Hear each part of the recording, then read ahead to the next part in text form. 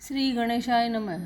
मैं कृष्णा गौड़ मारवाड़ी व्रत कथा में आपका स्वागत करती हूँ। आज हम आपके सामने अधिक मास के बारे में बात करने जा रहे हैं। विघ्न विनाशक एवं सर्व रिद्धि सिद्धि प्रदायक गणेश जी, पुरुषोत्तम भगवान श्री कृष्ण जी, संपूर्ण सृष्टि के पालन करने वाले भगवान विष्णु, ज्ञान के दाता सरस्वती, सब पुराणों के कर्ता श्री व्यास जी तथा सभी ज्ञानीजनों के चरण कमलों में नमस्कार करके भगवान की श्रद्धा और भक्ति रस में डूबे पुरुषोत्तम मास मातम की कथा करती हूँ।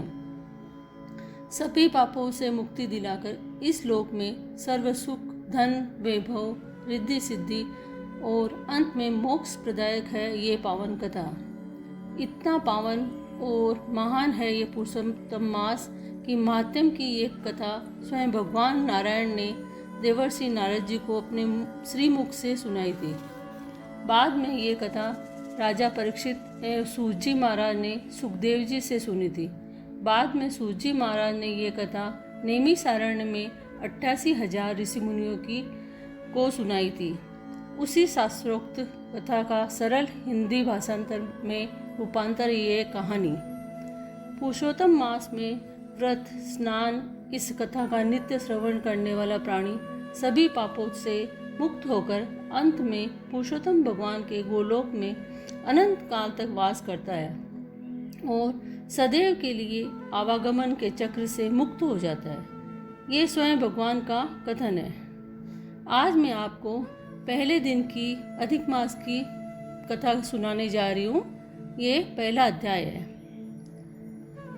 कल्प वृक्ष के समान फलदाता, वृंदावन में विनोद विहार करने वाले, अनेक कलाओं के स्वामी श्री पुरुषोत्तम अर्थात भगवान श्री कृष्ण की मैं वंदना करती हूँ। एक समय बहुत बड़ा यज्ञ करने हेतु नैमिषारण्य में देवल, असित, रतिरथ, कपिल, रम्य, गौतम, पैल, पिंगल आदि ब्रह्मनिष्ठ और वेदपाठी ऋषि 88,000 शिष्यों सहित एकत्रित हुए। तीर्थाटन करते हुए सूत जी महाराज भी उसी समय अपने शिष्यों सहित नैमिषारण्य पधारे। उन ऋषि मुनियों ने सूत जी को देखा तो सभी एक साथ आदर के साथ उठ खड़े हुए। मुनिगण हाथ जोड़कर बोले, सूत जी महाराज, आप चिरायु हो, आपके लिए मनोहर आसन है, इस पर आप विराजमान हो। इतना कहकर वे ऋषि मुनि बैठ गए। सूत जी सुख से विराजमान होने पर ऋषि मुनियों ने सूत जी से विनम्रता पूर्वक कहा, हे सूत जी महाराज, आप जिस कथा को सर्वश्रेष्ठ सागर रूप मानते हो और जो बहुत सागर से पार लगाने वाली हो, आप वह कथा हमें सुनाने की कृपा करें। ऋषि मुनियों के विनीत भाव से कहे गए इस वचनों को सुनकर सूत जी ने कहा, हे मुनिगणों, मैं आपको ऐसी कथा अवश्य सुनाऊंगा।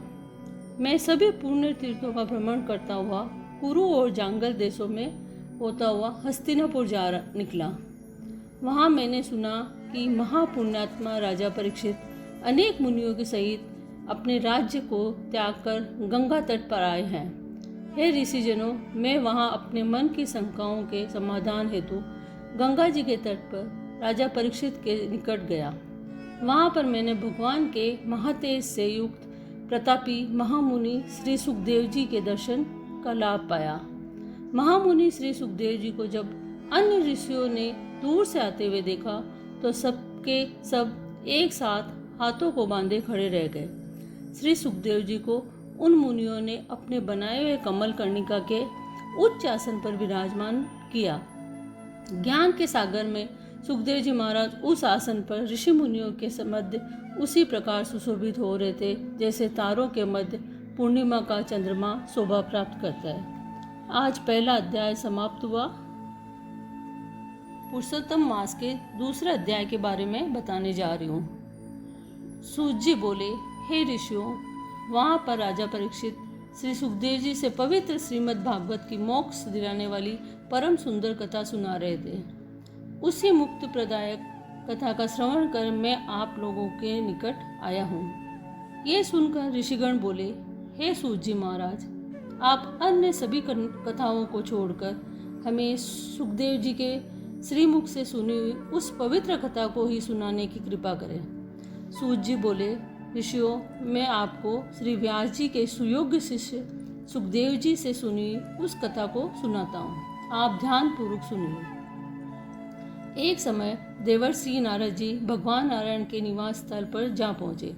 नारद जी ने भगवान नारायण को साष्टांग दंडवत प्रणाम करके देवों के देव नारायण की हाथ जोड़कर स्तुति की और कहा, हे देवादिदेव, जगत के स्वामी, कृपा सिंधु, आप सत्यव्रती हो। आप ही सत्य और सत्य का सार रूप हो तथा सत्य से उत्पन्न हो। आपको मेरा नमस्कार है। मैं प्रभु, कुटुंब और मोह में फंसे रहने वाले सांसारिक प्राणियों के हित के लिए मुझको कोई ऐसा उपाय बताइए जिससे मेरा सांसारिक मोह माया में फंसे हुए प्राणियों का उपकार हो सके। मैं आपके श्रीमुख से श्रवण करने की इच्छा से ब्रह्मलोक से यहाँ आया हूँ। देवर्षि नारद के वचनों को सुनकर भगवान विष्णु ने हंसकर संसार को पावन करने वाली पूर्ण कथा को कहना प्रारंभ किया। नारायण बोले, हे नारद, अब वृंदावन बिहारी पुरुषोत्तम भगवान श्री कृष्ण की पूर्ण कथा को सुनो। मैं तुम्हें भगवान पुरुषोत्तम का अत्यंत अद्भुत महात्म सुनाता हूँ। इसके श्रवण से यश, कीर्ति, पुत्र एवं मोक्ष की प्राप्ति होती है। नारद जी ने कहा, हे प्रभु, ये तो आपने बड़ी अद्भुत बात कही। कृपया सविस्तार मुझे इस कथा को सुनाइए। सूत जी ने कहा, हे मुनिगणों, नारायण भगवान नारद जी के वचन सुनकर घड़ी भर मन को एकाग्र करके पुरुषोत्तम देव के विषय में बतलाने लगे।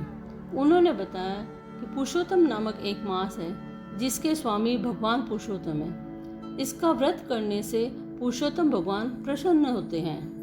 नारद जी बोले, मैंने स्वामियों सहित चैत्रादि मासों के महात्म्यों को तो सुना है, किंतु हे प्रभु, ये पुरुषोत्तम मास कभी नहीं सुना। सो कृपया मुझे ये बतलाइए, ये पुरुषोत्तम मास क्या है। हे स्वामी, कृपा करके ऐसी कथा सुनाइए जिसके श्रवण, पाठ और आचरण करने से रोग, शोक, दोष और पाप आदि से मुक्त हुआ जा सकता है। इसी तरह पुरुषोत्तम मास का दूसरा अध्याय की समाप्ति हुई।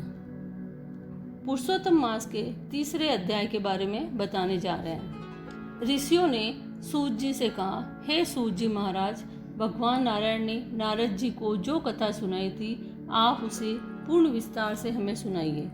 सूत जी बोले, हे ऋषियों, जैसे नारायण जी ने नारद मुनि से कहा, वह सब मैं उसी तरह आपको सुनाता हूँ। भगवान नारायण ने कहा, हे नारद, महाभारत के युद्ध में 14 वर्ष पहले दुर्योधन और शकुनि ने जुए में छल से धर्मराज युधिष्ठिर से सब कुछ छीन लिया था। दुर्योधन के कहने पर दुशासन ने द्रौपदी की साड़ी को पकड़कर भरी सभा में खींचा। तब भगवान कृष्ण ने उसकी रक्षा की थी। उसके उपरांत प्रतिज्ञानुसार पांडव राज्य को त्याग कर काम्यक नामक वन को चले गए। वन में पांडवों को अनेकों कष्ट उठाए। उन दुखों को देखने के लिए एक बार श्री कृष्ण काम्यक वन में पधारे। तब अपने निकट भगवान को पाकर पांडव अपने प्राणों को लौटा हुआ अनुभव करने लगे। वे भगवान में प्रेम विहीन हो मिले और भगवान के चरण कमलों को प्रणाम किया। द्रौपदी ने भी भगवान के चरणों में बारंबार सिर नवाया। उस समय भक्तवत्सल विश्वात्मा भगवान श्री कृष्ण बहुत दुखी हुए और धृतराष्ट्र के पुत्र दुर्योधन आदि को भस्म कर डालने की इच्छा से कोप करने लगे। अर्जुन भगवान श्री कृष्ण के भी इस विभत्स रूप को देखकर कांप उठे। युधिष्ठिर सहित सभी भाइयों ने द्रौपदी से तब भगवान की हाथ जोड़कर स्तुति की। भगवान कृष्ण का क्रोध कुछ शांत हो जाने पर हाथ जोड़कर अर्जुन ने कहा, हे नाथ, आप जगत की रक्षा करने वाले हो। मैं इस जगत से बाहर नहीं हूँ, फिर आप मेरी रक्षा क्यों नहीं करते? आप हमारे कष्टों को दूर कीजिए। आप तो सारी बातों को जानते हैं।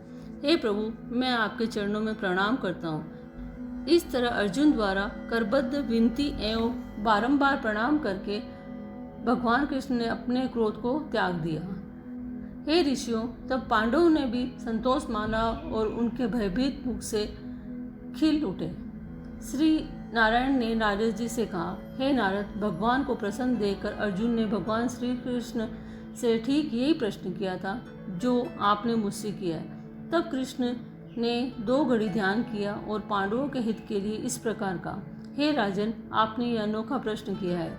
इसका उत्तर देने में मैं अपने को समर्थ पाता हूँ। चैत्राधिक मास, पक्ष, नाड़िकाएँ, याम, त्रियाम, ऋतु, मुहूर्त, उत्तरायण, दक्षिणायन, वर्ष, युग, परार्ध, अंत और इनसे भी परे नदी, समुक्त, झील, कुएं, बावड़ी, पल्लव, निर्जर, लता, वृक्ष, औषधि वृक्ष, वनस्पति, पुर, ग्राम, नगर, पर्वत आदि सबके सब मूर्तिमान है और अपने अपने गुणों के कारण ही पूज्य है। इन सब में कोई नहीं है जो अपूज्य और स्वामी रहित है। हे पांडुपुत्र, इन सभी में एक अधिकमास ही ऐसा है जिसका कोई स्वामी नहीं है। स्वामी विहीन होने के कारण सभी व्यक्ति उसे अनाथ, स्वामी विहीन, निंदनीय, अपूज्य और मलमास, रवि संक्रांतिहीन आदि नामों से पुकारते थे। शुभ कर्मों के लिए इसे त्याज कहकर निंदा की गई। ऐसे निंदा एवं अपमान के वचन सुनते सुनते अधिक मास तेजहीन, निरुद्योगी और दुखी रहने लगा। फिर अत्यंत चिंतित होकर वह मरणासन हो गया। तब अंत में किसी प्रकार अपने मन को समझाकर वह मेरी शरण में आ गया। हे अर्जुन, वह वैकुंठ आया और मुझे साष्टांग दंडवत किया। मेरे दर्शन पाकर उसने करबद्ध हो अपने नेत्रों में अश्रु भरकर मुझसे अपनी करुणा सुनाई।